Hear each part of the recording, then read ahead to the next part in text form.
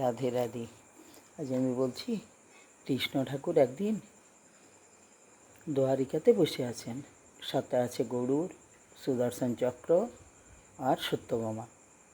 তো সত্যভামা বলছে, প্রভু সীতা কেমন ছিল দেখতে?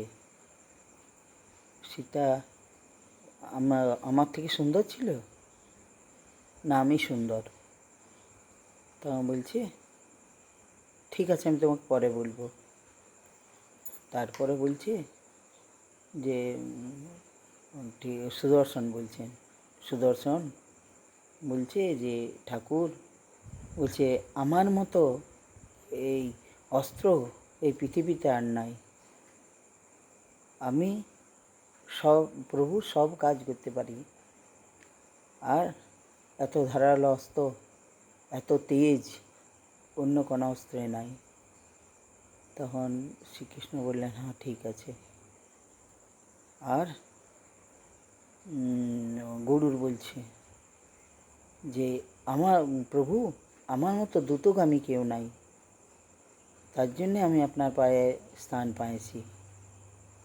তো বলছি ঠিক আছে। তো বলছে শ্রীকৃষ্ণ ঠাকুর বলছে যে আমি রাম রূপ ধারণ করব, আর গরু তুমি হনুমানজিকে ডেকে নিয়ে এসো, আর আমি রাম রূপ দেখাবো হনুমানজিকে, তুমি একটু হনুমানজিকে ডেকে নিয়ে এসে। বলছি ঠিক আছে। হনুমানজিকে ডাকতে চললো গরুর যাওয়ার পর হনুমানজিকে বলছে, হনুমানজি তোমাকে শ্রীকৃষ্ণ ঠাকুর ডেকেছে রাম রূপ দেখাবার জন্যে। তা বলছে ঠিক আছে, তুমি যাও, আমি একটু পরে যাচ্ছি। গরুর মনে মনে চিন্তা করছে যে এই বৃদ্ধ বয়স, তারপরে এই শরীর, কী করে প্রভুর কাছে পৌঁছবে। মানে মনে অহংকার হয়েছে যে আমার মতো দ্রুতগামী কেউ নাই। তো ভগবান অন্তর্যামী, তিনজনের কথাই বুঝে গেছে যে এদের তিনজনেরই অহংকার হয়েছে। বলছে ঠিক আছে, আসুক হনুমানজি, আমি যাই। এসে পরে দেখছে প্রভুর চরণতলে হনুমানজি বসে আছে। যে কি হনুমান, তোমাকে তো আমি ওইখানে দেখে এলাম, তুমি তো বলে একটু পরে আসছি, আবার তুমি প্রভুর কাছেও চলে এলে। বলছি হ্যাঁ, তুমি আসার কিছুক্ষণ পরে আমি বার হয়েছি, তুমি অত তাড়াতাড়ি আসতে পারলে? তখন গরুর নিজ দিকে মাথাটা করে মনে মনে চিন্তা করছে, আমার থেকেও দ্রুতগামী কেউ আছে। এরপর হনুমানজি বলছে, প্রভু আপনার রাম রূপ তো দেখলাম, কিন্তু আপনি এই কোন দাসীকে সামনে বসিয়ে রেখেছেন? আমার সীতামা কই?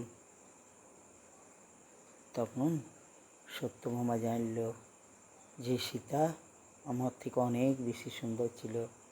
সত্যভামা নিজ দিকে মাথাটা করে থাকলো, বুঝতে পারল যে আমার থেকেও সুন্দর ছিল সীতা, তাইলে তারও অহংকার চূর্ণ হয়ে গেল।